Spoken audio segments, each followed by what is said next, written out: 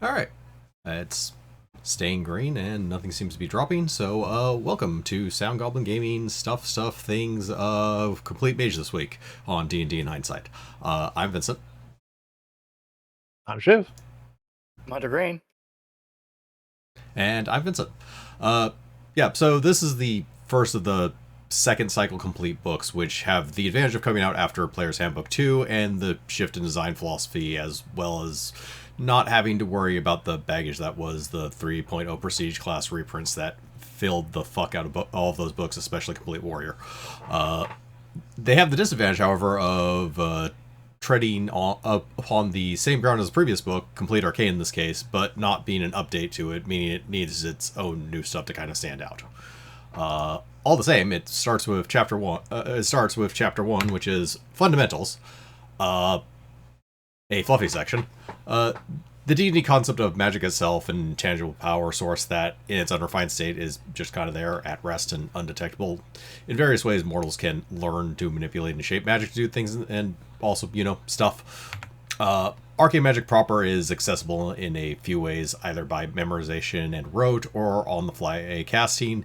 It requires various rituals and movements in order to do the thing with the magic that you've readied to go, like boom, or whoosh, or ooga booga, and various other magic effects that you can do.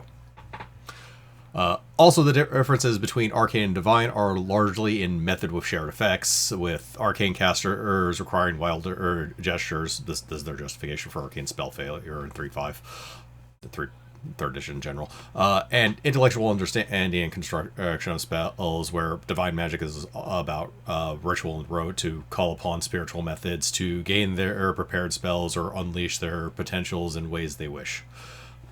It's left somewhat vague. Because mysteries of faith or something or another. And here they explore Warlock in a bit more and introduce the idea of them getting their powers from pacts with specific things like devils and demons, which is basically the default. Fae, Slotty, Celestials, and it comes complete with varying alignment restrictions on some of them instead of the default of must be chaotic or evil. In other words, this is basically the 4th and 5th edition concept of Warlock. And was interesting to actually kind of find just kind of saying around here. I did not know it was actually here. Alpha Truck. Yep, apparently. Then it goes on talking about spell schools, which are methods of classifying magic into 8 categories that have no inherent laws, but similar effects to spells of their own category and can even be detected as being of their schools for reasons. Don't worry about it too hard. Well, primarily a wizard concept, other casters also find it useful, though not warlocks who just do their own thing. As for the magic itself, abjuration is magic that interferes with something else, denying, defending, and being that annoying asshole who stops you from having fun.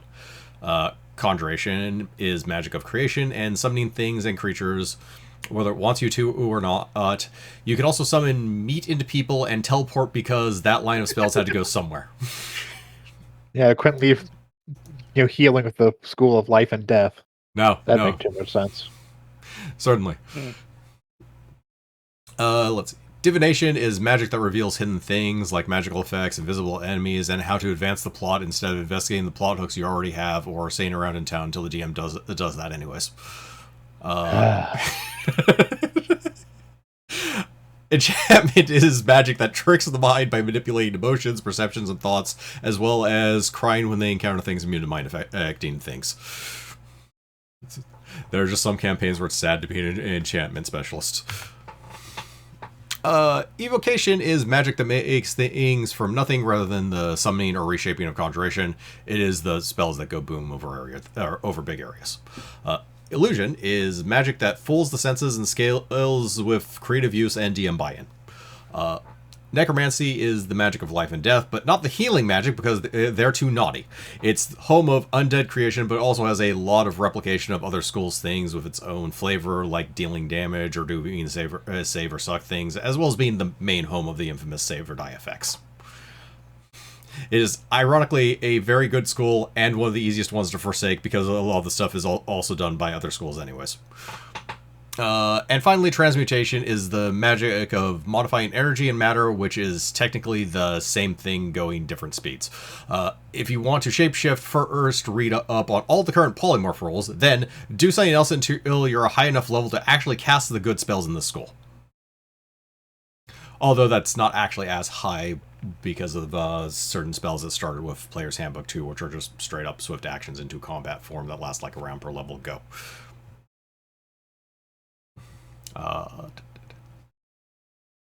And on the next section, they explain some general caster archetypes as the author understands them, starting with the most stereotypical of them, Blaster. The damage-focused caster, which is subpar, but can be good with AoE when the AoEs line up well. Ignoring the personality section, which tries to encourage not to hit your own party with spells, which inherently ignores the player personality attracted to being the explosion caster. The rest of the advice is elementary, but not awful, except maybe recommending Elemental Savant and not a prestige class later in this book that is good for all of these archetypes, though at least they do point them at Archmage, which is also good for all archetypes. I think they make the mistake of not recommending this for other archetypes, but that's a different matter entirely. I want to be a wizard. What should I go into? Archmage. Yes. Oh, I want to be a blasty wizard. Archmage. I want to be a support wizard. I consider Archmage. The answer is always Archmage. Then he goes the booster, the party buffer, whose biggest weakness is trying to focus on just this archetype and not grabbing a couple of spells to make everyone better during combat. A blaster can just keep blasting, but buffs have diminishing returns.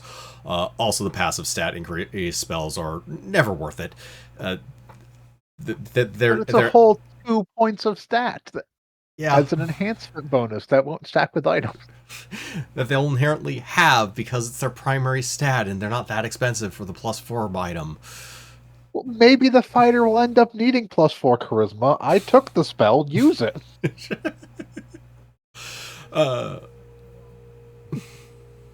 Also, the build advice is more questionable here, but that's kind of inherently the nature of exactly that thing we just said. Just a second.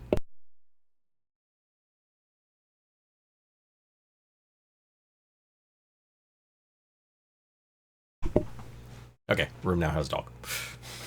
Dog. Yep.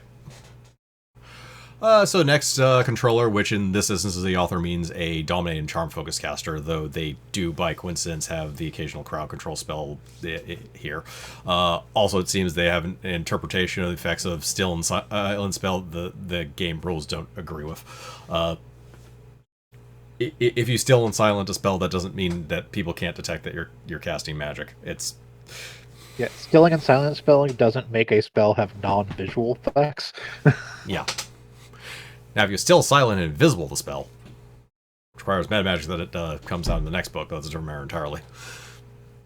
You're still probably screwed, and you still provoke an attack of opportunity because that's just how the game rules work.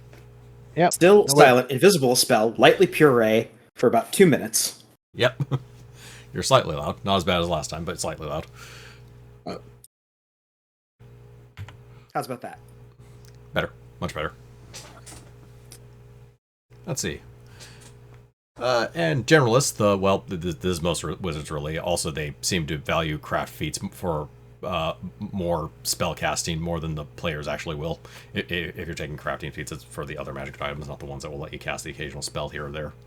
Especially since everything costs EXP in this edition, and that's can get kind of pricey kind of quickly if you're trying to make scrolls of all kinds of things. If it's like Pathfinder, where it's just money for items, yeah, make scrolls all day. Oh yeah, go fucking nuts if it's just Pathfinder.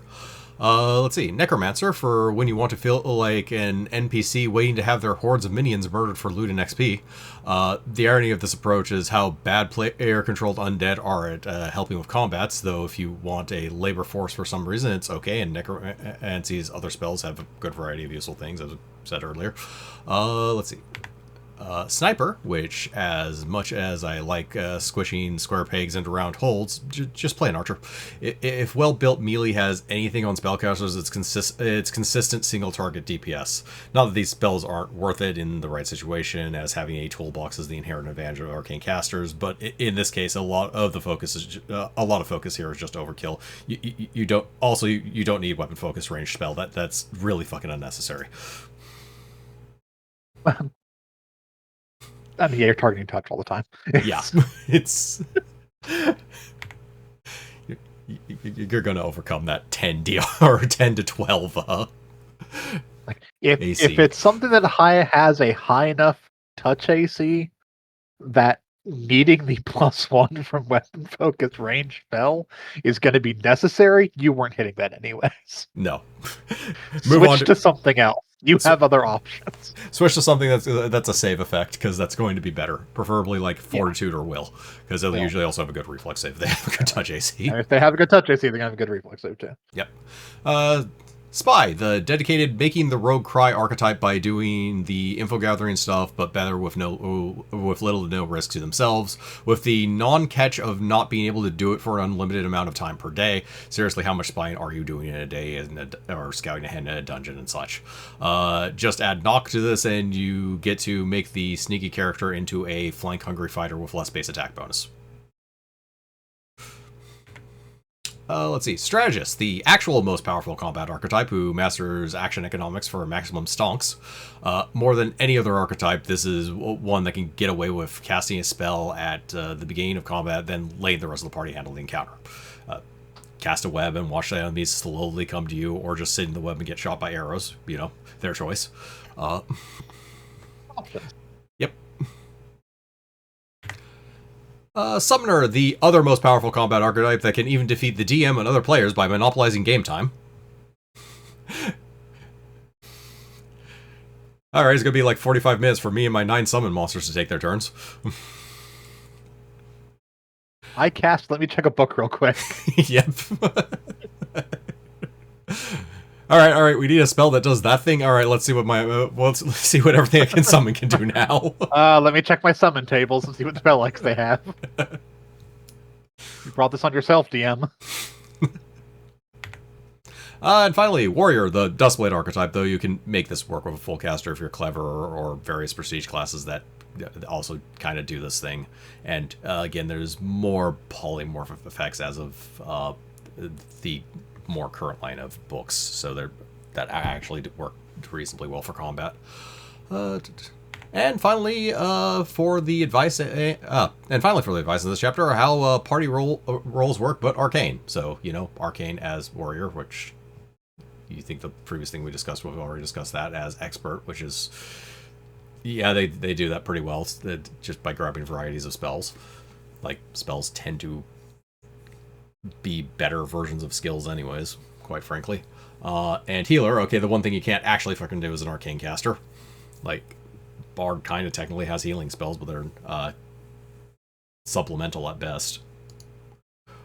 And also advice on... go ahead. There was that complete divine prestige class that gives you access to all divine spells. Yeah, that's like 15. Yes, I know, it's not reasonable. No, it isn't.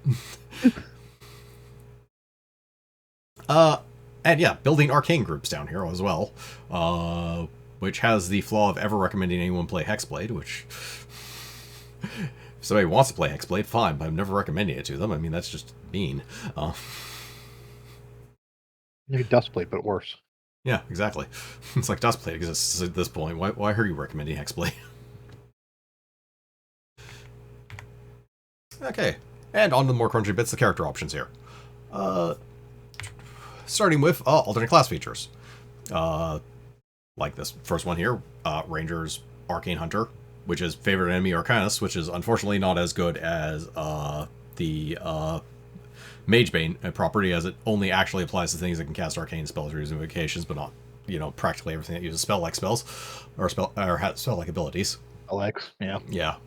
Arcane Stunt, which is actually one of the best ACFs for Swashbuckler, as they get rid of the minor bonus to reflex saves in order to just pick up a 1-round swift action version of various spells. Like Expeditious Retreat, which is just plus 30 feet of movement. That they can use 1 plus their int modifier times per day, and they're a class that wants a high int because they add into damage.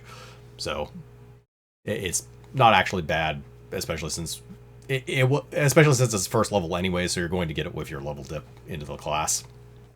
Because God knows Swashbuckler isn't actually a class past 4 level, despite being a 20 level class. Armor Mage, which doesn't actually work, unfortunately, where you give up medium and heavy armor proficiency to ignore spell failure. Keep reading. Only applies to spells of level equal to or lower than fighter class level +1, so you do have to pick up a decent amount of fighter levels for this to apply to all your spells. It's not dip into fighter and then suddenly I can wear armor. It's I kind of have to keep gaining fighter levels as I go up in caster level. Can kind of still be okay for certain concepts, but ones that aren't going to get very high in casting, but that's kind of question. But the prestige classes that do that tend to actually come with their own you can cast in light armor stuff anyways, so yeah. Let's see. Curse Breaker, which you can trade Remove Disease for Remove Curse, which I'll give them. Remove Curse might be more useful, but meh. Let's see. Divine Counterspell lets you... This was... Trade Turn or Rebuke to actually be able to counterspell basically using your cleric level on the fly. It's still the same actions you would normally have to do for counterspelling, so you would have to ready in action. Ready in action to do it. Yeah. And you get 1+ charisma attempts and their wisdom caster, but yeah. It's interesting if you're doing nothing else with your turns. It can be better than just keeping them around, I guess. Let's see. Divine Magician. Give up one of your domains, but you gain but you add to your clerk list 1 Abjuration, Divination, or Necromancy spell each time you gain each time you gain a new tier of spell level. So you'd know a first level wizard spell from one of those 3, then a second level wizard spell when you get to level 3, and so on. Which is actually pretty decent, but those are not... A lot of those are already in Cleric when it comes to those 3 schools.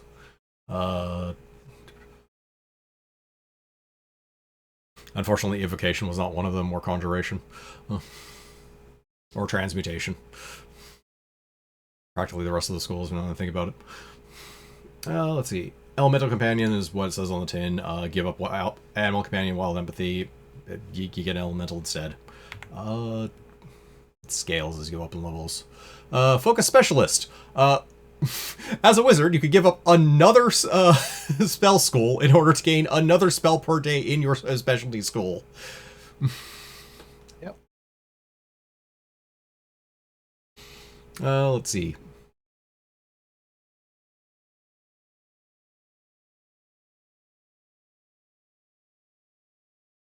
Sorry, another specialty school. You give up another specialty school. You go down 1 spell slot, but you gain 2 additional spell slots. That can only be your specialty school. Hyper specialization. Yeah. Soul Warp Strike. Let's see. No channel necromancy and unarmed strike. Oh, that's right. Punch things for nauseated for a round. Second on a successful save. Yeah, this basically replaces a Stunning Fist.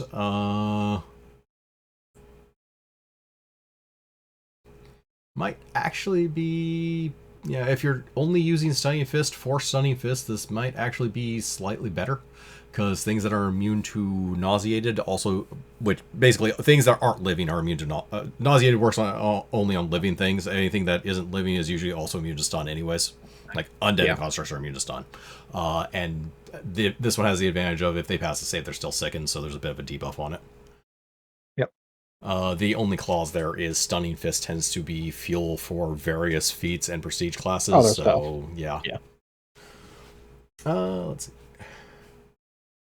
Spell Reflection, which in place of evasion, you can reflect spells. This is a long and wordy paragraph, and is generally not worth replacing evasion with, because they have to be targeted at you, and there's a limited number of times per day you can do it. Which that part doesn't matter because it's not going to happen that many times per day, unless you're fighting a weird cult of we love Scorching Ray wizards. Let's see, The Cult of Scorching Ray. Yep. Wasn't that the thing in the Mummy campaign in Pathfinder? That was just a call to like killing themselves.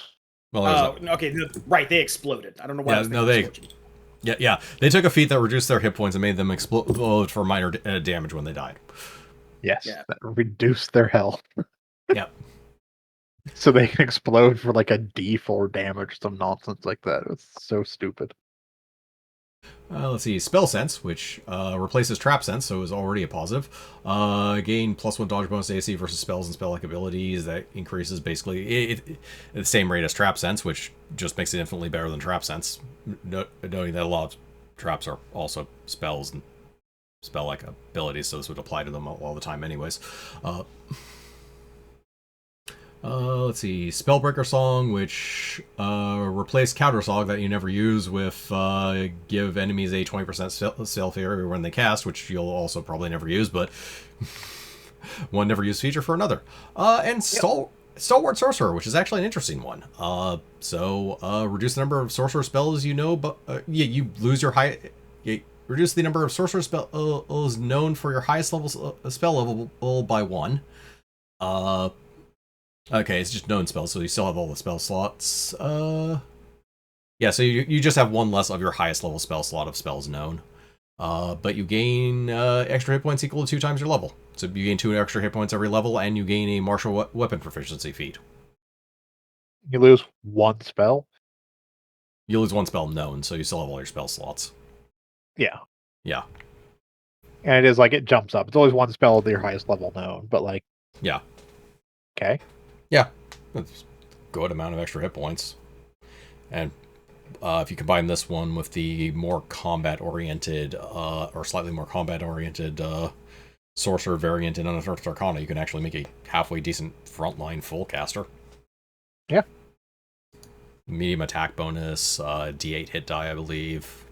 They lose 1 spell slot of every level, but yeah, they still have full caster.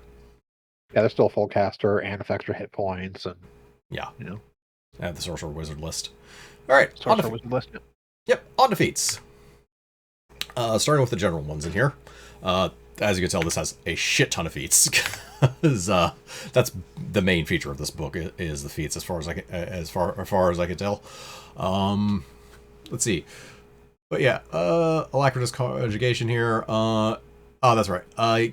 Lets a prepared caster actually leave a spell slot open and fill it as a full round action instead of the few minutes it would take to fill it. It's if you need it in combat, basically, or if it's a really pressing situation, because it doesn't actually take that long to memorize an open spell slot normally. It's 10 minutes, base, I want to say. Yeah, I think it was something like that. It's not short, and it definitely can't do it in combat, but in most situations you're going to have 10, or most, like, environmental situations you're going to have 10 minutes to memorize the perfect spell for it. Let's see. Battlecaster Defense, which I think I put here just to note that there are unique tactical feats in here, but instead of being like focused around like a weapon style or something, is focused around casting in combat. But yeah, if I remember, these abilities were let's see, when successfully casting defensively 2 consecutive rounds, get a +10 bonus on concentration checks. Generally, if you're casting defensively, you're generally, if you're a caster, you've rigged your concentration up enough to casting defensively is almost a foregone conclusion most of the time, assuming you can't just take a 5-foot step back. But yeah, successfully cast. This one was actually neat too. When you successfully cast a spell defensively, your movement on your next turn doesn't provoke attacks or opportunity from anyone that was threatening you. Which can get you out of melee if you really need it. Granted, it's wait around for that, but depending on what you were casting, you might be able to. Captivating Melody, swift action before casting a spell, make a perform check that you'll pass. If you succeed, you can sacrifice one of your daily uses of bardic music to increase the DC of an enchantment or illusion spell by 2. If you fail, what the fuck are we doing? Also, you're playing a bard, make your perform check good. Yeah, just basically a feat to let you trade bardic let you trade bardic music uses for more DC on crowd control spells, basically.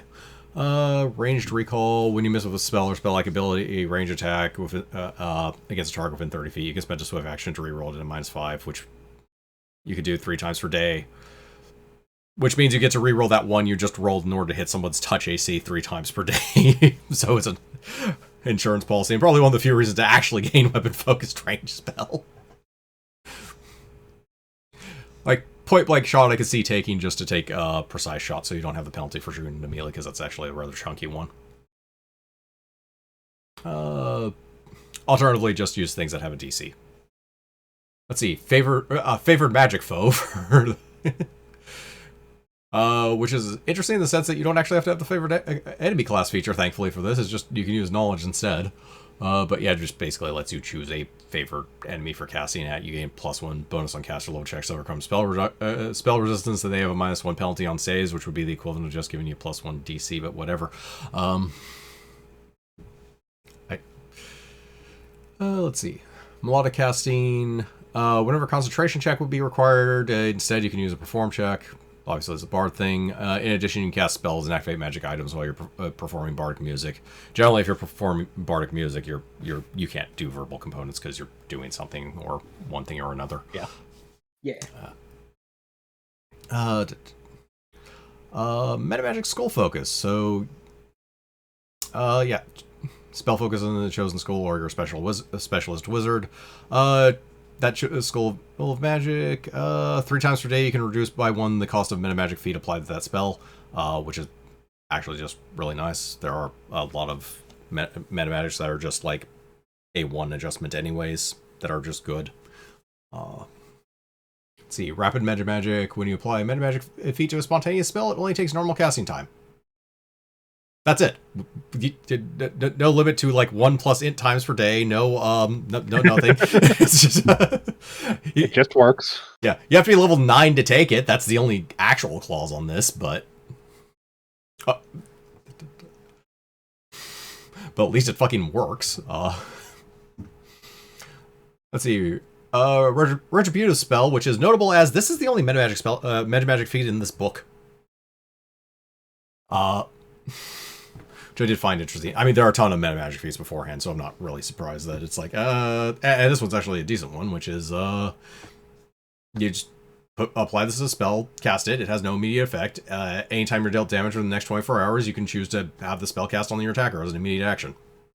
And it's only a 1 level adjustment, so that's just not bad, actually.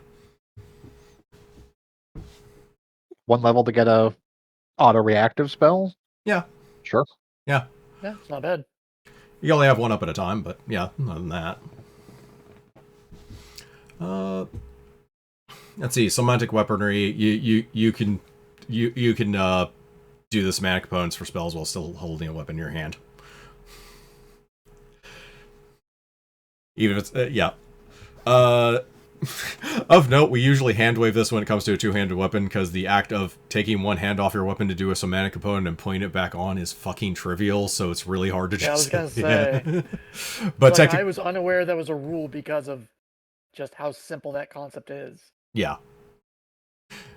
Like, letting go of your 2-handed weapon with one hand is a free action, as is gripping it as again. Put your hand back on it, correct? Yeah, it's like...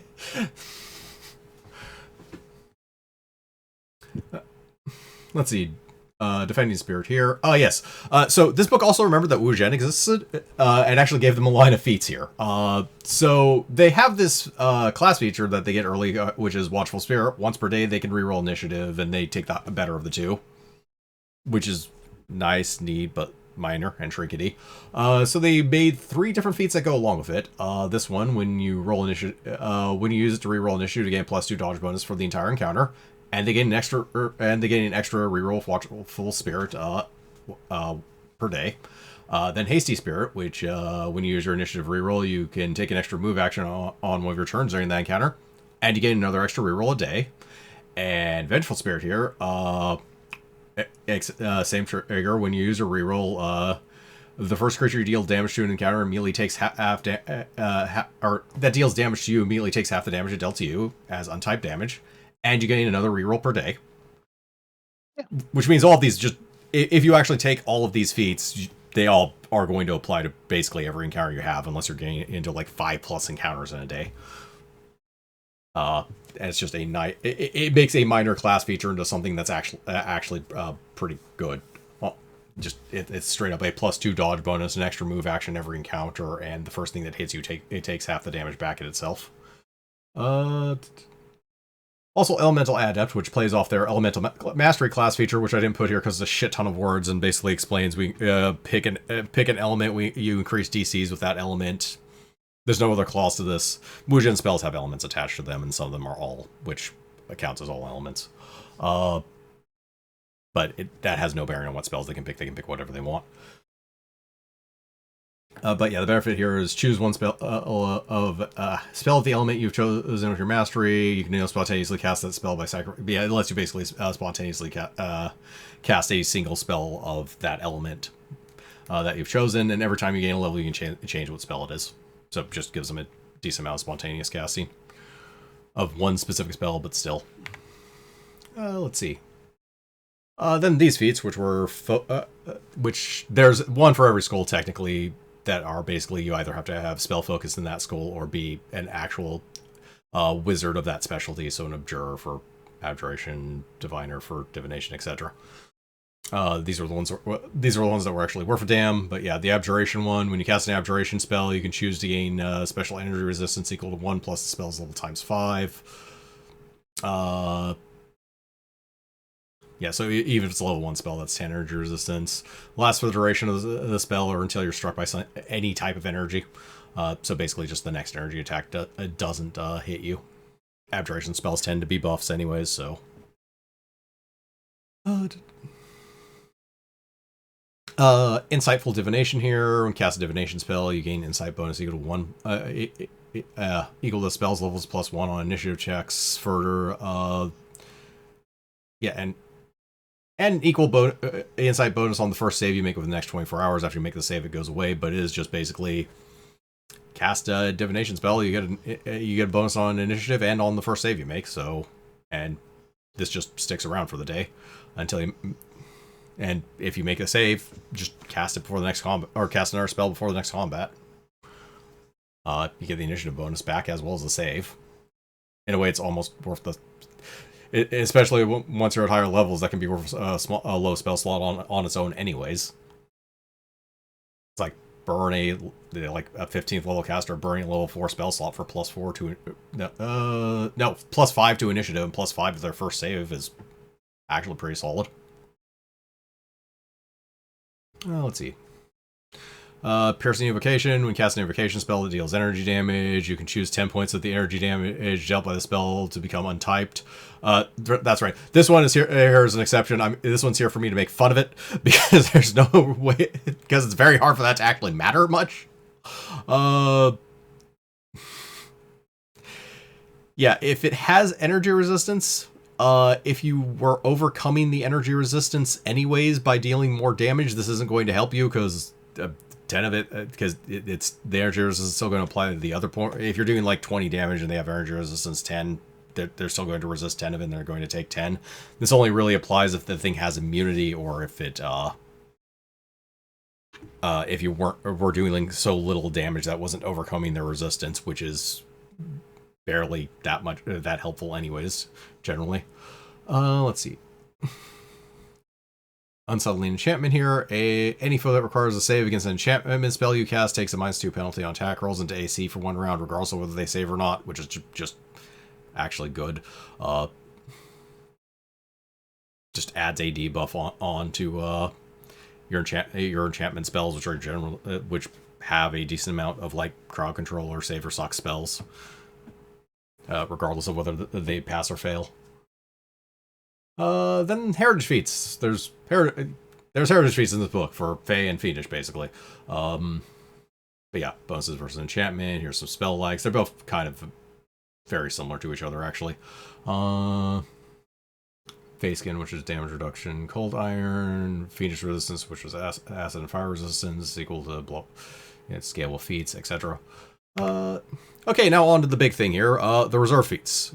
So, I have an entire paragraph explaining these. Reserve feats are supernatural abilities that require you to have an available spell of a certain type and a minimum level to work, and will often scale depending on how high a level that spell actually is. An available spell for a spontaneous caster is knowing the spell and having a slot of that spell's level will still. A spontaneous caster has to know a spell, or has to know a qualifying spell and have a spell slot available to cast that spell for it to count. Let's see. They can kind of be seen as the ancestor feats of the ancestors of the 5th edition cantrips, along with actual cantrips. DCs for these things are 10 plus the level of the spell lane you use the feat plus whatever stat you use for casting. They also all give a caster level bonus to its spell type, which stacks with the reserve feats. They're even more understandable when you actually read the text. So, for example, Acid Splatter here. As long as you have an acid spell of 2nd level or higher, you can just straight up throw orbs of acid all day long as a ranged touch. Ranges 5 feet per level of the spell, deals a d6 per level of the spell, and it's just at will. The damage you get with this it's not great, but it beats the shit out of a cantrip. If you're a level 7 wizard and you have a 4th level acid spell memorized, or you're doing 46 at a range of 20 as a touch attack, which costs you no resources to do, you can actually contribute damage in combat, as opposed to if you aren't willing to actually cast an actual spell in the combat because it's a trivial combat or something, instead of like sitting around twiddling your thumbs while the fighter slaughters a bunch of goblins or something. Speeds things along a little bit, at least. Aquatic Breath here, similar, more of a utility one here. Allows you to breathe air and water normally. Have to have a water spell. Let's see, Born Aloft here. Air spell lets you fly as a move action once per round. If you don't land on a surface, you fall, but you can still fly. Clap of Thunder, Sonic spell lets you do a melee touch that does a d6 sonic damage per level. Dimensional Jaunt, it lets you teleport. 5 feet per level of the spell, etc. Let's see, Face Changer here. As long as you have a Glamour spell of 3rd level or higher, you disguise self for a minute per level, so just run between costumes without actually burning spells, kind of. Fiery Burst, the fire one, which you explode, 5-foot radius burst, d6 damage per level. Or no, yeah, you make an explosion that's a 5-foot radius burst at a range of 30 feet. Reflex save for half. That one's actually just decent in general, because 5-foot radius burst is basically, you can catch 4 squares with it by putting it on a corner. Let's see, Invisible Needle, 4 spell, also range, but does a d4 instead of a d6. Magic sensitive, as long as you have a divination spell. It says magic auras, etc., etc. Stormbolt, 20-foot line of electricity, it does a d6 per level. Minor shapeshift. Polymorph spell, a level 4 or higher, you actually can swift action to just gain a bonus. For, let's see, number of rounds equal level of spell. I believe you can. Yeah, you can only have one of those up at a time. Summon Elemental. Yeah, the summoning one lets you summon things. They're small elementals, so don't get too excited, but it does scale up a bit. Eventually, unless you actually do a large elemental. Sunlight Glasses, Swift Action, let you see normally in any conditions, including Magical Darkness, of 10 feet per level, which actually surprised me on that one, because seeing in Magical Darkness tends to be actually hard to do. Winter's Blast, 15-foot cone for d4 cold damage per level. But yeah, in general, they're just good utility feats for that basically let spellcasters do something that doesn't cost resources, that isn't fire a crossbow at someone and hope it hits. More options is always good. Yep. All right, prestige classes. Thankfully less than the other complete books and of higher quality. So starting with Abjurant Champion, an abjuration-focused martial caster class that gets full spellcasting for its 5 levels, plus caster level to armor and shield bonuses granted by abjuration spells. Doubles the duration of your abjuration spells.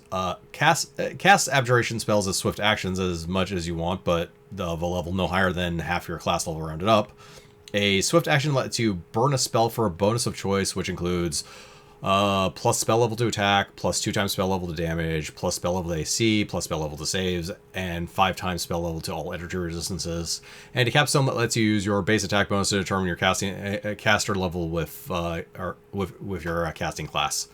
So, Mage Armor, despite being mentioned in one of the abilities and the sample character kind of being built on the idea of using it, does not get any benefit out of this class as it's a conjuration spell. They actually even point this out in the errata.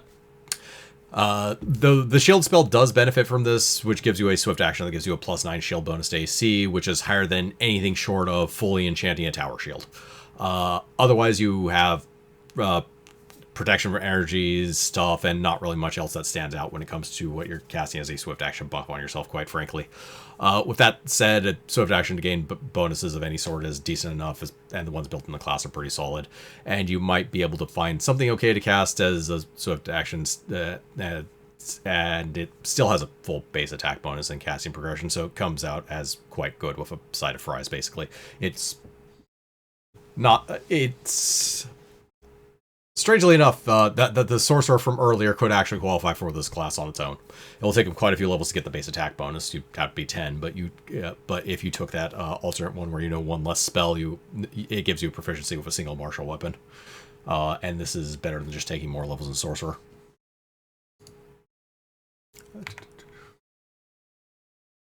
Eldritch Disciple, the hybrid warlock divine class that loses 1 level of divine casting at level 1 and gets, let's see, your choice of eventually 4 different Gift of the Patron abilities, which is a collection of swift actions that also cost a turning attempt and consist of a modifier Eldritch Blast that gives a -1 half your class level. The next will save the target makes until the end of your next turn.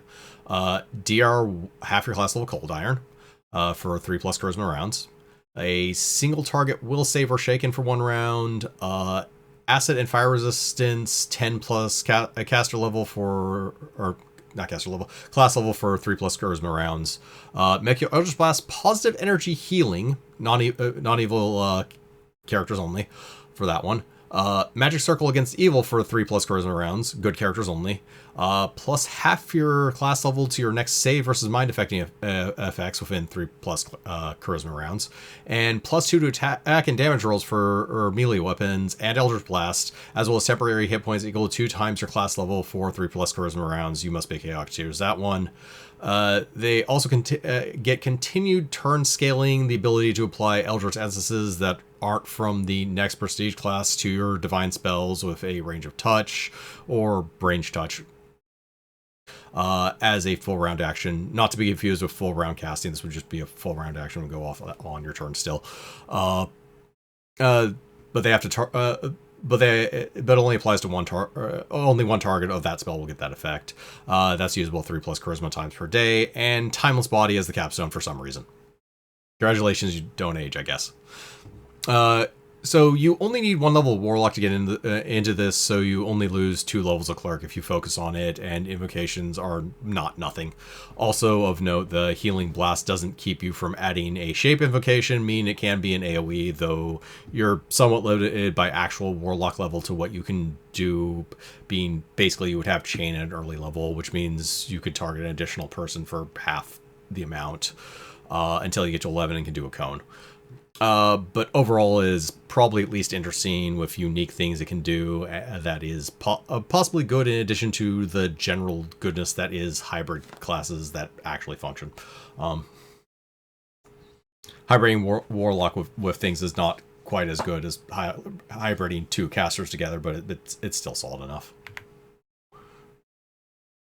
Eldritch Theurge, the hybrid Warlock Arcane class that gets full progression in both, but requires 3 levels of Warlock to get into, and gets eventually DR4 Cold Iron.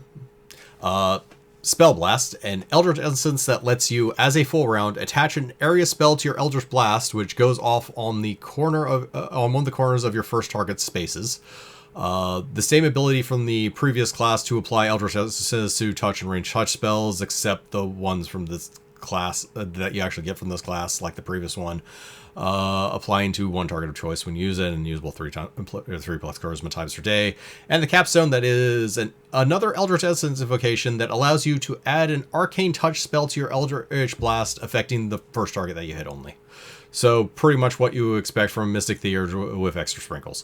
The essence that lets you attach an AoE spell can let you throw things that normally center on the caster, which is interesting. And again, it's a hybrid class. There's not much you have to do to make it interesting to play and offer a unique experience. And if anything, this goes over the top a little with letting you throw around AoE spells, literally. Enlightened Spirit, the good aligned Warlock class that does not get caster progression, but does get, Eldritch Blast scaling on par with early Warlock. Aura of Courage, which is immunity to fear, and everyone allies within 10 feet gain +4 to fear saves. Aura of Menace, giving all enemies within 5 feet of you -2 to attacks, AC, and saves for 24 hours or until they hit you. And Essence invocation that makes your blasts deal 1 extra point of damage per die to undead and ignores mischance of incorporeal creatures. A sacred bonus to AC that scales to +3. A flight invocation that lets you fly for 24 hours with your speed at good maneuverability. This is identical to a lesser invocation that Warlock could get anyways. Constant tongues, letting you speak any language. A shape invocation from up to greater invocations of your choice, which is probably going to be Cone.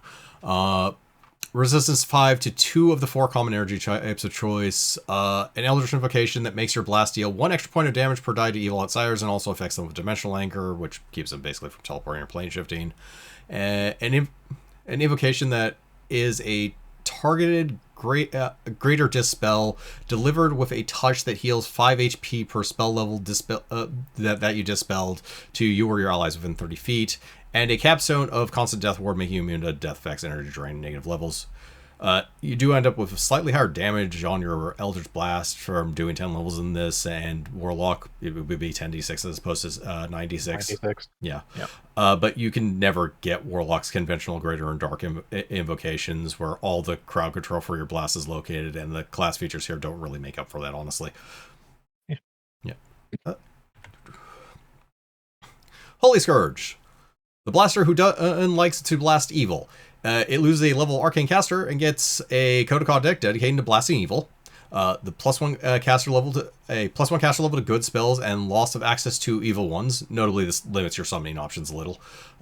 Your evocation spells deal 1 extra typeless damage per spell level to evil creatures, which eventually increases to 2 per spell level. Eventually, 2 uses of Smite Evil that can only be applied to touch or range touch spells, and plus class level to overcome spell resistances of evil creatures, which is most things that will actually have spell resistance. The vast majority of things that will have spell resistance. This is extra blast damage versus most things you will be fighting, and some added spell pen at the cost of a level. This doesn't make blasting rise above subpar, but it's fine enough and about equal to the level loss if you want extreme paladin but fireball. Notably, considering the feature is literally named Arcane Smite, you can take extra smiting. So you can't have more than 2 uses of that, which is amusing if nothing else.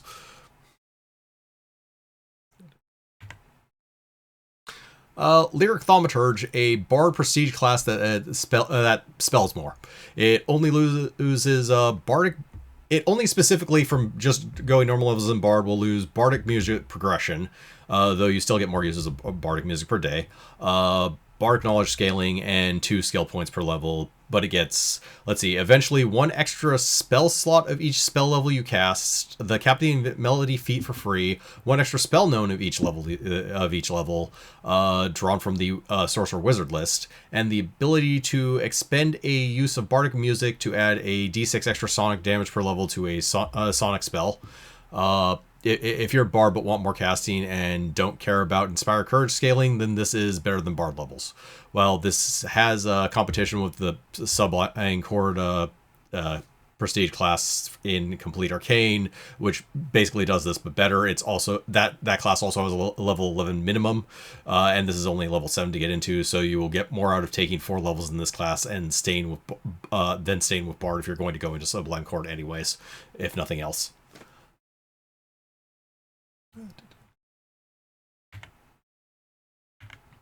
Also, I believe yes, Captivating Melody from earlier specifically is in this class, or it gives you that feat. Master Specialists, the prestige class for specialist wizards. So it gets, and this is a notable feature, the ability to start taking levels in this class at level 4. Also, skill focus spellcraft. 3 additional spells from your specialty school added to your spell book. Greater spell focus for your chosen school. Eventually, +2 caster level of chosen school. And these 3 paragraphs. Okay. A minor school esoterico, which is a bonus based on your chosen school, consisting of, for abjuration, plus half class level dispel, conjuration plus level HP to your summons, divination plus half class level to the duration of concentration spells after you stop concentrating. Enchantment, charm targets no longer get bonuses for being threatened, and compulsion targets no longer get bonuses for actions against their nature. Evocation, plus half class level to concentration checks. Illusion, plus 2 to DC to disbelief saves. Necromancy, undead allies within 60 feet gain turn resistance and bonuses on saves equal to the spell level of necromancy spells you cast for class level rounds. And for transmutation spells remain in effect for 1 round after being dispelled. Then Modern School Esoterica, which gives an additional effect when you cast a spell of your school for the duration of the school that consists of, Abjuration, avoid partial or half effects when you save against any spell regardless of save types. This is just really fucking solid for Abjuration. It's evasion and metal, as long as they have a buff spell up. Conjuration, your conjuration spells are considered 5 levels higher for dispel effects. Divination, you gain uncanny dodge. Enchantment, free reroll of will saves versus mind affecting effects. Evocation, resistance 20 to an energy that matches the spell descriptor that you just of the spell you have on you somehow. Illusion, gain concealment. Necromancy, immune to ability damage, ability drain, energy drain, negative levels. And transmutation, free reroll of failed fort saves versus transmutation spells. While you're transmuted, don't think about it too hard. DM is doing weird things, if that's applying. And the capstone, which is Major School's Esoterico, which is 3 times per day ability based on your chosen school, consisting of, Abjuration. Turn a personal abjuration spell into a touch spell. Conjuration, turn a standard action conjuration spell into a swift action. Divination, also gain True Seeing for 5 rounds after casting any divination spell. Enchantment, make something that saves against one of your enchantment spells save again in 1 round later, but with a +5 bonus. Evocation, any creature that fails a save against one of your evocation spells takes an additional 1/2 of that damage 1 round later. Illusion, cast any illusion spell as if it was still silent and you had skewed materials. Necromancy, undead within 60 feet get fast healing 10 for 5 rounds, which you can when you cast a necromancy spell. And transmutation, deal damage equal to the spell level whenever something saves against a transmutation spell you cast. Alright, the usefulness of this class varies based on what you're actually doing, as if you're going into a prestige class at 6th level, other than this one, you are giving up a wizard bonus feat for skill focused spellcraft and extra for effectively gain skill focus spellcraft and extra spell in your spellbook. Though notably, skill focus spellcraft is a prerequisite for Archmage, so this may be worth it anyways. If you're actually planning on just taking 10 levels of this class, it's not bad, but varies a lot depending on what specialization you have for how useful the esotericas are. Alright, Nightmare Spinner. An arcane fear and illusion caster that loses a level of casting and gets 1 extra spell of each spell level that can only be illusion spells. Immunity to fear. A supernatural standard action that shakens a target for class level rounds. Will save halves the duration, but still goes off. Let's see. and that's usable 3+ charisma times per day. You can weave a phantasm into your illusions 3+ charisma times per day, which makes anyone who makes a save to disbelieve the illusion shaken for 1 round with no save. And you deal lethal damage, or non-lethal damage to anything that you cause fear in. If you cause somebody to become shaken, they take a d6. Frightened, they take 2d6, and panicked, they take 3d6. So, ignoring the rest for a second, the bonus spells are a weird trade-off that's almost worth the loss of a casting level, as it leaves you with more net spells, but delays when you get higher level ones. It's actually kind of weird, even if it is a very limited category, which is good because the rest of the class features are kind of lackluster unless there is a party full of fear effects, so you can turn all the shakens into frightened or panicked, which is actually what you're trying to do. Spells can help with this, and being able to use illusions to stack another level of fear for a round can sometimes be effective. Letting scared enemies have to deal with treating an illusion as if it was there if they don't want to become frightened for a round is at least something. But you need to hunt down the spells that make this work, and possibly have another player with another fear class that helps out. Also, immunity to mind affecting will just fucking ruin your day. And let me double check. No, this is not finally, but in a ridiculously interesting note, Ultimate Magus, the Arcane Hybrid class. More specifically, it progresses Spontaneous and Memorization Arcane Caster weirdly, having 3 instances of only progressing the lower of the 2 instead of just adding to both. But basically, it gets eventually a +4 caster level to all arcane spells. 5 of the spells in your spell book added to your spontaneous spells known. One of each of your one from each of your first 5 spell levels. The ability to sacrifice spells from one class's spells to apply metamagic to the other spontaneously. The spell level sacrifice needs to be equal to the level adjustment, and you can only use this spell on a use this on a spell equal to or lower than 1/2 your class level, and you can do this 3+ half your class level times per day. You also get 2 bonus metamagic feats. So after 15 levels in this class, you will end up as a level 11 caster in both classes, which is behind Mystic the Urge, obviously. But your options for Mystic the Urge will be 13 and 2. Your options for spontaneous casters does include Beguiler, which is notably an int-based caster with a solid list of its own, and you get to add spells from outside its normal wheelhouse. You also end up with a caster level of 15 or 19 if you take 15 at level 15, or 19 if you take practice spellcaster feat for one or both of the classes, and it stacks like I think it does. The metamagic stuff is also a strong feature if you have some good ideas of what to do with it, and you have spell slots to spare with this class because you have you're scaling 2 arcane casters at the same time. Even if you are basically 2 effective full spell levels behind on both of them. Also, what to do after 15, I can't really help you. Let's see. Unseen Seer, a Divination Skill Monkey class that gets full casting progression for 4 dice of sneak, sudden, skirmish damage, if you have any. You don't actually have to have any to get in this class, in which case you will get nothing. Let's see. 3 extra divination spells known from any class's spell list, and eventually +3 to caster levels of arcane divination spells at the cost of an equal penalty to all other arcane spells and permanent non-detection. The penalties of non-divination spell level makes this a little tricky a hybrid class, but if you focus on non-divination spells that don't care much about caster level, or if practice spellcaster removes this penalty, which I think it does, it's less of a drawback, especially since you're probably going into this class to be a mage that sneak attacks and not a caster with a level of rogue for no reason. Let's see. And finally, Wild Soul, a Fey-adjacent arcane class that loses a spell level to get plus class level to charisma skills versus Fey and magical beasts.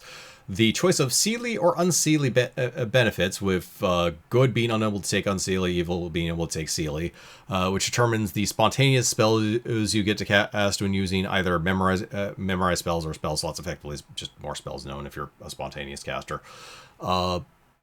As well as what additional things you can summon with the summon monster list, as well as what you can summon with the summon Seelie ally spell-like ability that you can use 3 times per day. you also get extra benefits while you have cast a spell to summon one of these creatures, which are immunity to sleep, +2 bonus to saves versus enchantments, +10 to your, foot bonus to your land speed, +1 to the DC of illusion spells, and +1 to the DC of enchantments.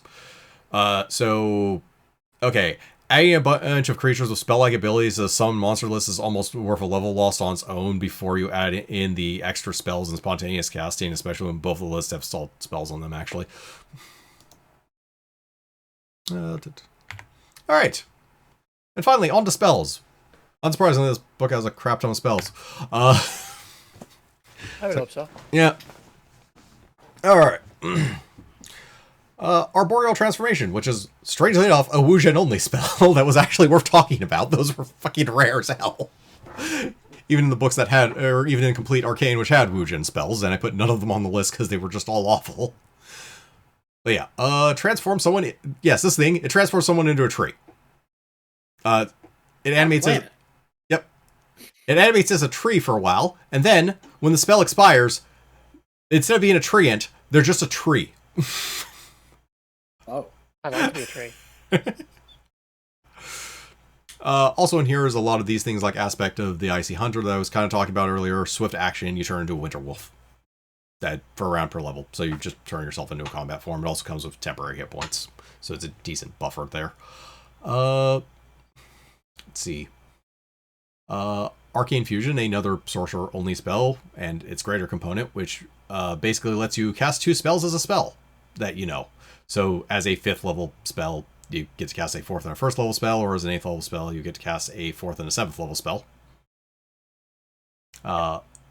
Just neat action economics if you have decent things to cast. Let's see, Caterwaul, which is a bard spell, almost obviously by its name.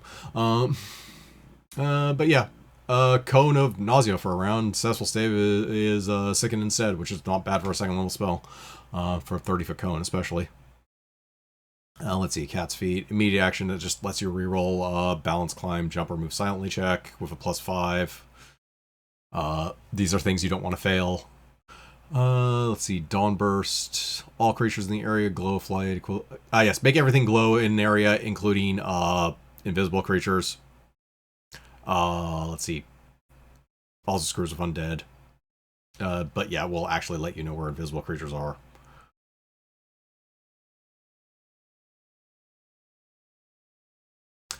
Yeah, successful reflex save will half damage for undead and other things. There isn't actually a save for the light part of the effect. So invisible creatures will always be lit up by this, which can be useful if you've at least pinpointed where they are. Let's see. Channel Sound Blast, Cone. Let's see. Oh, that's right. This book also had a few of the channeled ones, which are the casting time is whenever you stop casting it. So, notably on this one was as a standard action cast. This is a 30-foot cone that does a d6 sonic damage per level with no cap. As a matter of fact, the spell has no caps anywhere on it. And that's not even a bad standard action cast. Especially since it's a sonic damage. That's just a good sonic damage spell. Let's see. Familiar Refuge, a swift action, instantly transport yourself to your familiar, wherever the hell it is. Leave your familiar back in town, then when things go tits up, teleport to your familiar. For the rest of the party, it sucks to suck. Climbing Tree, this level 1 spell, it summons a tree that you can climb. Also has like 120 hit points, but... It's like a DC 5 check to climb, is probably going to be 50 feet at a certain point. Yeah. Let's see. Deadly Sunstroke, another capstone. What was D6 damage per caster level, max 25. Undead take 50% more to one. Yes, this just straight up targets one creature per level, no more than 60 feet apart from each other, which is such a big area that's going to apply to everything you want. And it gets better if it's hotter. Granted, it's a level 9 spell. Death Sight, which I unfortunately had to put on here. This is an assassin's only spell. So okay, standard action. Yeah, instead of studying, you just make a death attack on your next round. Death attacks still have to be sneak attacks, but you can just flank for that. And notably, there are meta magic runs of Quicken, so you can turn this into like a swift action. It's not even on the next round; it is your next attack. Yeah. So if you it has no time. It's just you cast it once while seeing your target. Yeah. So you could cast, then go about your day, and then show up later on and stab them. Yes. You could, with a meta magic rod, also cast it in the middle of combat and just stab them. And then stab someone. Yep. Yeah. Yeah, quick and meta rod it, and then just shank dude. Yeah. Now, this is their highest level spell slot as well, so it's not saying you're doing all that early either. Let's see. Deceptive Facade here allows you to alter the appearance of... yes. Actually allows you to change the appearance of basically anything. It's a neat utility illusion magic. Nobly castable on... castable. Yeah, it's disguise self. You can cast on the target other than yourself, and you can cast on animate objects to make it look like something else. Dimension Jumper here. Swift action... swift action teleport for the duration of the spell. You gain the ability to teleport up to 30 feet once per round as a move action. That's right. So turn your move action basically into teleports. Which, notably, teleporting out of combat does not provoke attacks of opportunity. And Greater, which is a 60-foot teleport instead of a 30, although this is a level 9 spell, so that's a lot more questionable. Finger of Agony here. Level 4 spell.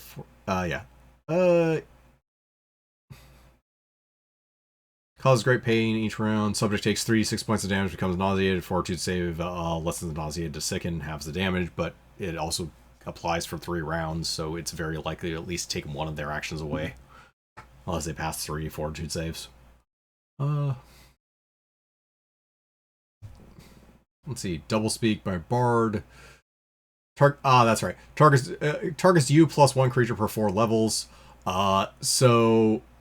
You talk freely, and your conversation to everyone other than the targeted player or the targeted characters, it sounds like just banter and nonsense about local politics, food, etc. Just banal topics. You guys are saying, even though you guys are saying something completely different. This is effectively an illusion, so they can get a will save to disbelieve if they, let's see, spend a full round studying the conversation. So if they know to even study the conversation, they can do that. But otherwise, you can basically disguise whatever conversation you're having, regardless of where you are. Let's see. Dreaded Form of the Eye Tyrant. Here's a swift action that turns you into a Beholder, which is... Granted, this is a level 8 spell, but that is still ridiculous. You can only use 1 Ira each round, because they were smart about that, at least. Also, Form of the Threefold Beast, swift action to turn into a Chimera. There's a lot of these. Ghost Lantern here. Let's see. Yes. Here's a 20-foot light. Except, this is only visible to you. And a number of specified creatures equal to 1 per 3 cast. So you can literally make a light source that's only visible to your own party.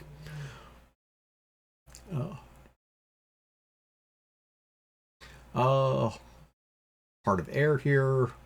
Yes, there were a lot of these that were like hour per level, but expanded to get some effect of one sort or another. And I believe this is also one of the... Yes, this is one of the combination ones. So I only put Heart of Air here because I think it was the only decent one. But there's also Heart of Earth, Fire, and Water. If you have 2 of them going, you have Light Fortification. If you have 5 of them going, you are immune to extra damage for critical hits and sneak attacks. Considering these last an hour per level, that might not be bad. This one notably was, let's see, plus 10 in enhancement bonus to jump checks, and if you have fly speed, plus 10 enhancement bonus to that. Horde Sickness here. Yep, 1 living creature per 3 levels, no 2 of which are further repeat apart. Nauseated unless they pass a fortitude save. They fail the initial fortitude save. As a move, they can attempt an R1 as a move action each round. To instead make it sickened. But it's solid CC because it just targets multiple things.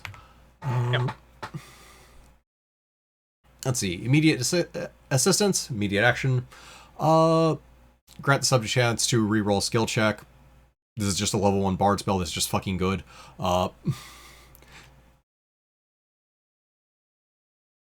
Like, that's easily worth a level 1 slot, especially when rerolls are a stupid premium in this edition, usually. Let's see. Incendiary slime. This is grease, except it actually can be lit on fire, as opposed to grease, grease, which notably is not flammable.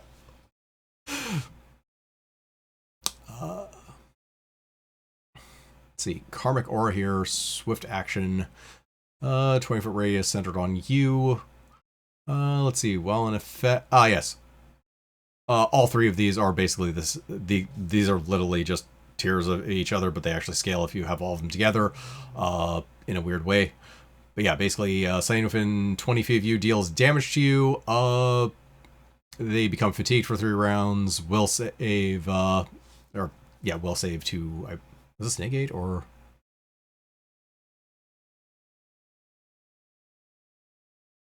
Yeah, I believe it was negate. But yeah, that one is. Yeah. Backlash was will save or exhausted, and Retribution is will save or stunned. Notably, if you fail a higher tiered one, the lesser ones also apply. I believe was this one. Let's see. For all 3 spells active when foe strikes, he first attempts to save against Karmic Retribution. If the save fails, he's treated as if he failed the saving throw against all 3 spells. This is more notable of if it's immune to stun but not immune to exhausted or fatigued. If they still have to save against this one, and if they fail, they're going to be exhausted, etc. Not the biggest of deals, but it's still a thing. And they're all swift actions, so there's that. Let's see. Lingering Course here. Swift action just continues your bardic music for a round per level on its own, without you having to do anything. Lingering Flames. Which is actually great. It's a fireball effectively that maxes at 15 d6 and sticks around for 3 rounds. Anything that gets knocked into it will take damage as per fireball. Like knocking things around is much more of a 5th edition thing, but where a lot of combat tactics when it comes to groups does rotate around putting down some AoE damage effect and then pushing enemies in and out of it to do silly things, but you don't see that very often in 3.5, especially with damage that's actually worthwhile, because this is still full on fireball damage. Let's see, Near Horizon here, swift action for 3 for the duration. Yeah, for 3 rounds, you take no range penalties when using range weapons at all, any. Which can be cute. Prismatic Aura. Right. Whenever something hits you with a non-reach weapon, while you have this spell up, roll on the prismatic spray table. Reroll any 8s. They can't take 2 effects. And they can only, each of the effects can only trigger once, so eventually somebody is going to be sent to another dimension.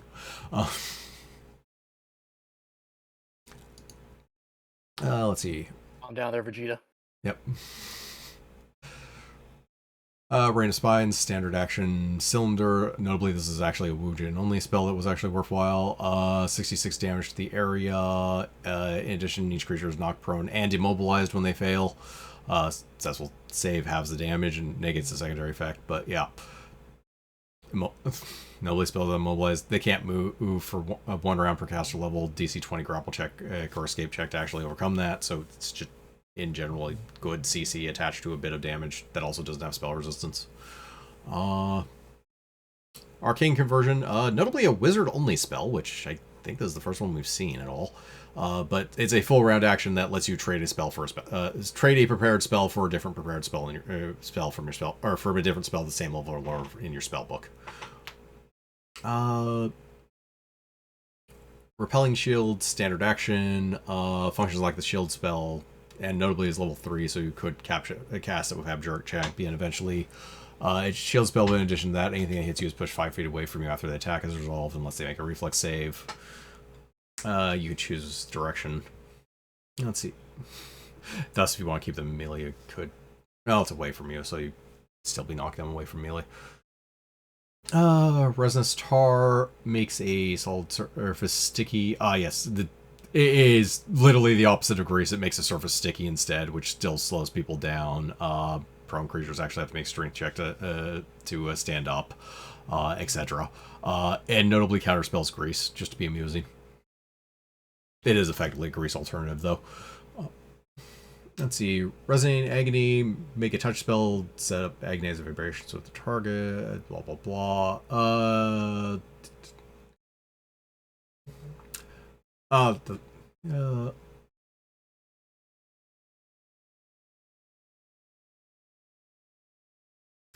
Yeah, it's just touch spell. Nauseas for a round per level. I'm not sure why I put this one here. Let's see. Retributive Image.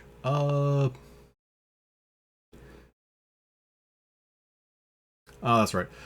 Make an image, except the illusion is figment rather than that. Yeah.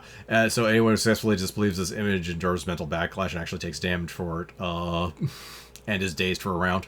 That being the more important part, you can turn an illusion basically into or you can make an illusion effectively a CC spell. It's like, I make an illusionary wall of stone between me and the enemies. They know I did this, but if they try and interact with it, they have to make a save or daze themselves.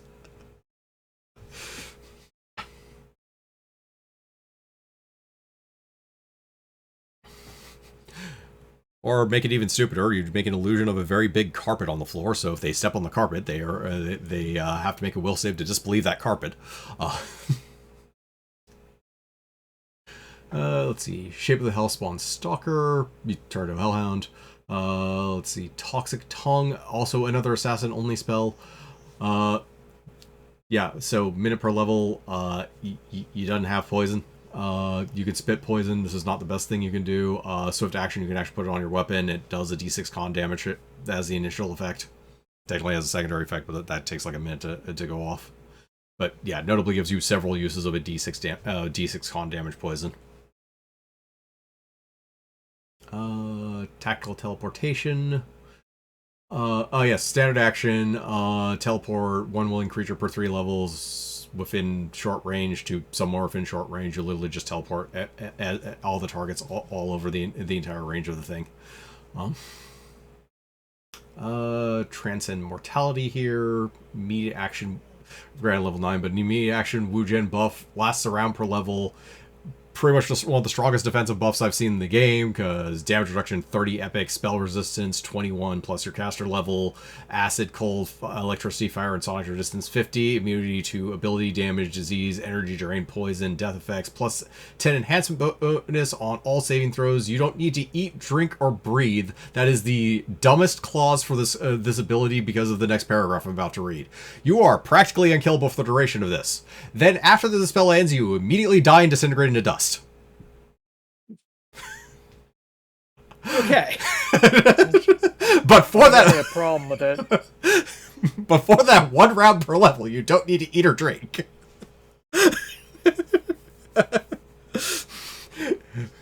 Yeah, it's a super duper emergency button. But you are dead after this is done. Yeah. But yeah, there are some things that will just do enough damage to overcome 30 epic. Nothing's passing that spell resistance. There's energy damage, or yeah, having any energy damage that overcomes that is going to be like a disintegrate maybe. Disintegrate doesn't do energy damage. Disintegrate would just work anyways, but yeah. Yep, Disintegrate would just work anyways. It will also turn into a pile of dust. Yes. Yeah, no, it's easily one of the strongest defensive spells I've seen. There's only the clause of you're dead at the end of it. But it's cute as the shit, I'll give it that. And true casting here. Let's see. Next single spell you cast gains a +10 insight bonus on cast all checks made to overcome spell resistance. The duration is 1 spell. There's a level 1 spell.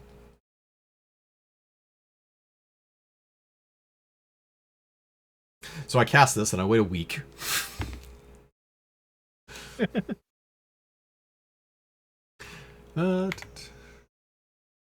And the final 2 spells I found, because I couldn't fit it on that anymore.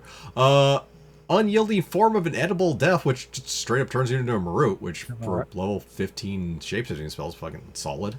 And notably, Maruts are a lower CR in 3.5 than they are in 5th edition. In 5th edition, they're like CR 20 something. And all the inevitables are really high CR in 5th Yeah. edition, I think.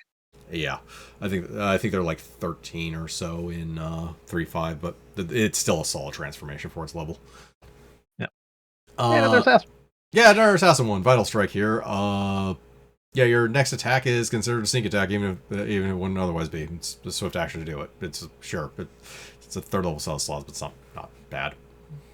Yeah, you can use it in combination with your I just automatically can do a death attack against you. This isn't even magic. You just point and go, look over there. Turn And they 1, go, where? I'm going to death attack that guy. Turn 2, Vital Strike.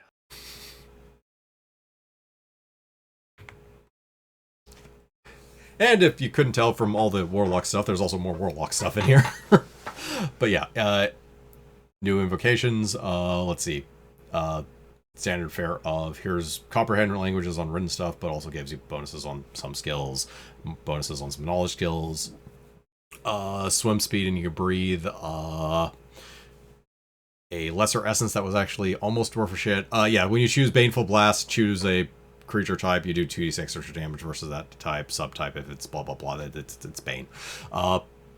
Except not the +2 to hit, but you don't care that much.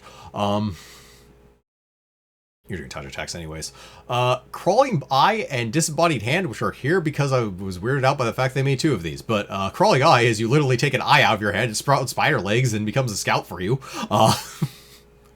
Great bar trick, though. Yep.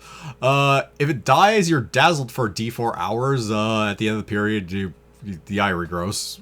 So it's not actually as consequential as it seems. And Disembodied Hand, which, yeah, you drop one of your hands. You can still use it in all ways. Manipulating items, delivering attacks, even delivering touch attacks, spells, or invocations with it. You have to spend the same action to actually have it do anything. Flies rather than crawls. Can't move on its own, so you have to... You can move it for 30 feet through the air as move action. You basically use your move action to move it. And same idea. If it dies, you eventually just regrows. Let's see. Other things. Hellspawn Grace here, which is strange because it turns you into a Hellcat. I was not expecting a polymorph spell in Warlock because not really the class you see them in. Hindering Blast here, which is an Eldritch Essence that adds slow to Eldritch Blast. This is notable because the other major CC, which I put over here from Complete Arcane, is Noxious Blast, which does Nauseated for a minute, where Slowed for a round is obviously worse. Nothing is immune to Slowed. Nauseated only works versus living things, but Slowed will work versus basically everything you hit. And by the time you're getting Greater Blasts, you basically are turning your Eldritch Blast into AoE crowd control spells. So having options that actually work on everything is good. Let's see, Painful Slumber of the Ages, which is cast Endless Slumber. It's basically a save or they fall asleep spell that was earlier in the book. It wasn't interesting enough to actually put there because save or suck and save or die single target spells are a dime a dozen. There's tons of them, but being able to cast it, for free as many times as you want because it's a Warlock can make him actually fairly decent. And Binding Blast here, which is another essence. This one is will save or stun as a dark, which is also mind affecting and is, yeah, it's just kind of worse. I would just stick with Hindering Blast, but it's, or Noxious Blast, because anything that's going to be immune to stun, or anything that's going to be immune to nauseate is going to be immune to stun as well.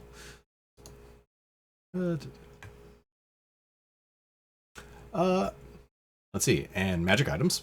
There's a decent chunk of magic items, but not a terribly large amount we're talking about. But starting with this one, Ring of Instant Escape. Yeah, immediate action once per day. If you find yourself in an AoE spell, you can teleport 40 feet. It's pretty much once per day to get out of AoE. Rod of Eldritch Power, which notably for once had the picture actually next to the item itself, which was amazing, not like 3 pages over or something, as they love to do. But yeah, functions 5 times per day, basically lets you put it's built with an Eldritch Blast or an Eldritch shape or Eldritch Essence into it, so it lets you actually use one of those rather than if you don't know it as a warlock. It's notably you could I'm not sure if Wealth by Level will let you get stuff early because that's level 11, that's level 15. You might be able to get it to have access to a Blast Shape or Essence early, but I doubt it. But it's still an alternative.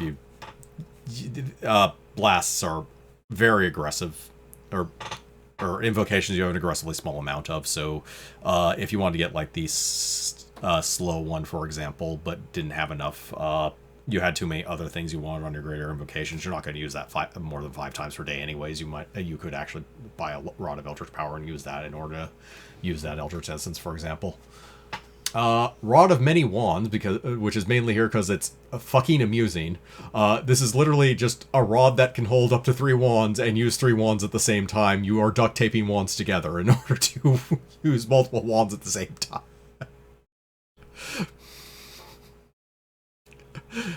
I'm not sure if this is actually a magic item or if I'm just being conned by somebody who crafted a thing. Look, just because you've never heard of duct tape before. Let's see. Oh yeah, Murderer's Gloves, which activatable as a swift action after you make a sneak, skirmish, or sudden strike, and it just turns invisible afterwards, which is kind of a neat effect and works like 3 times per day. Let's see.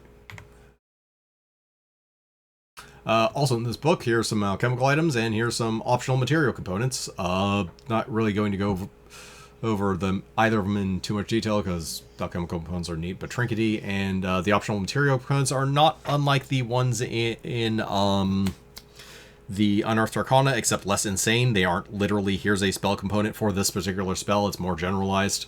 But yeah, like the Angel down here, used in abjuration spells, duration is double as affected by extended spell feat, stuff like that, basically. And on to the other fluffy section of this book, Arcane Adventures. So, yeah, just basically going over adventure ideas with arcane theme, so like spellcasting goes awry, and fun table. Fun tables, those are always great. Yep. Yeah, 100 adventure ideas. Let's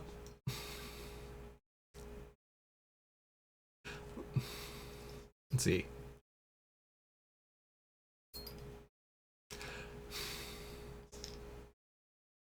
Insane Quaddle appears in a small town and demands worship as a deity.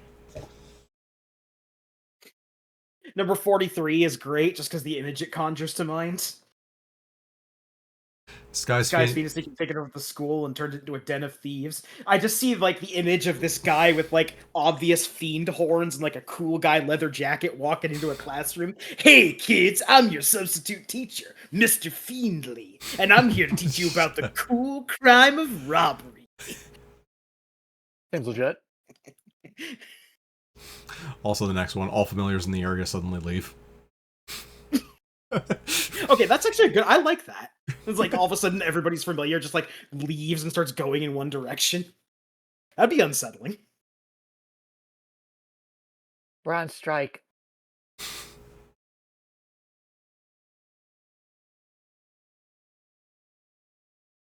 Given how esoteric some spell components could be, number 14 could be funny. A war or other calamity makes a certain rare spell component even more difficult to obtain than usual. Depending on what it is, yeah.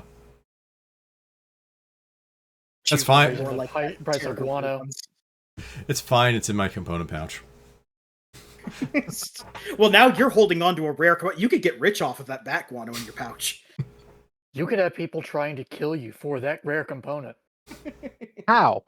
A finalist in a royal archery contest is suspected of using true strike spells to gain unfair advantage. You can see him cast the spell.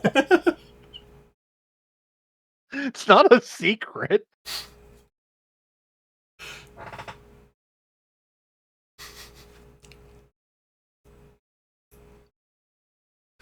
A group of spellcasting ghosts wants to inhabit the PC's bodies through the magic jar powers for one last adventure.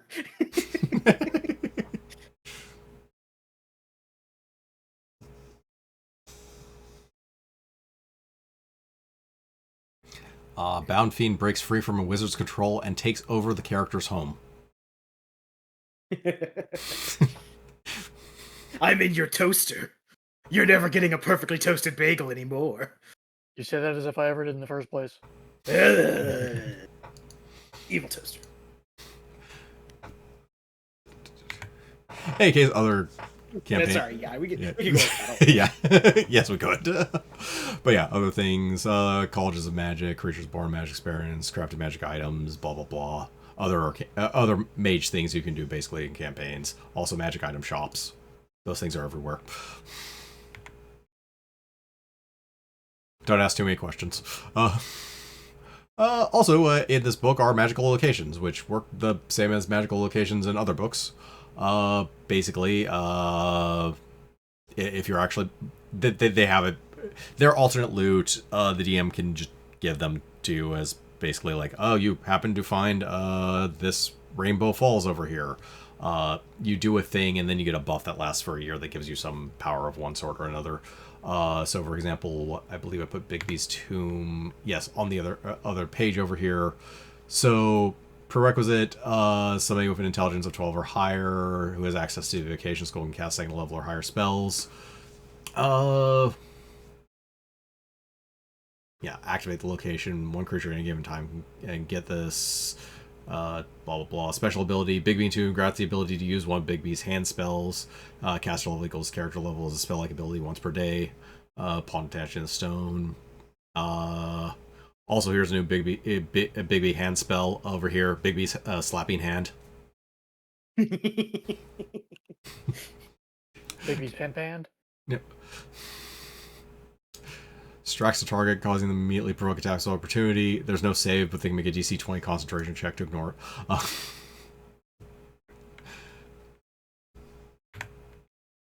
Let's see, and yeah, other ones, like, here's the Boneyard, here's a Cloud Seat. And finally, the back of the book. So yeah. Yeah, this is a book that has this stuff and things that it said it had.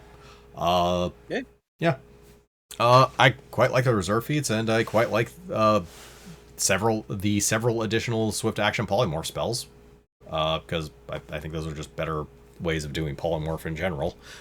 They morph into a very specific thing, so there's not a paralysis of options like the polymorph spells in the player's handbook has.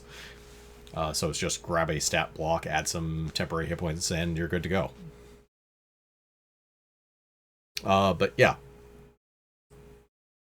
In general, just more options basically for casters, and that's pretty much what you expect.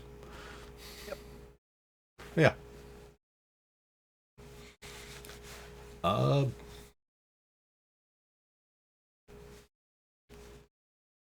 Yeah, beyond that, in comparison to other complete books, there's a lot less crap, but I don't know, the lack of core classes is kind of a thing, as at a certain point it does. I don't know whether the game needs more core classes or not, but they're never unwelcome at the same time. But there's also more prestige classes in here, and it probably has a better ratio of crap to good than complete arcane, in the sense that it's hard not to have a better ratio of crap to good when it comes to some of the earlier, or when it comes to the first line of complete books.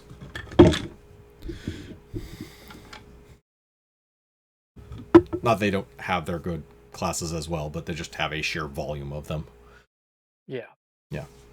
But yeah, beyond that, not really sure what else to say about this one. I mean, it's fine. I actually read it as fairly good, but at the same time, nothing outside the reserve feats really stands too much out to me.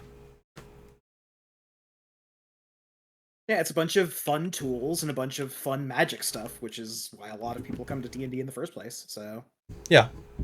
Yeah. Nothing game breaking. There's lots of like interesting little things you can do and new spells and stuff. So it's just a nice book to have resource wise, but it's not like you must do this. Yeah. Right? Anything at that level. No. As not doing something so fundamentally different like Tome of Magic or Magic of Incarnum.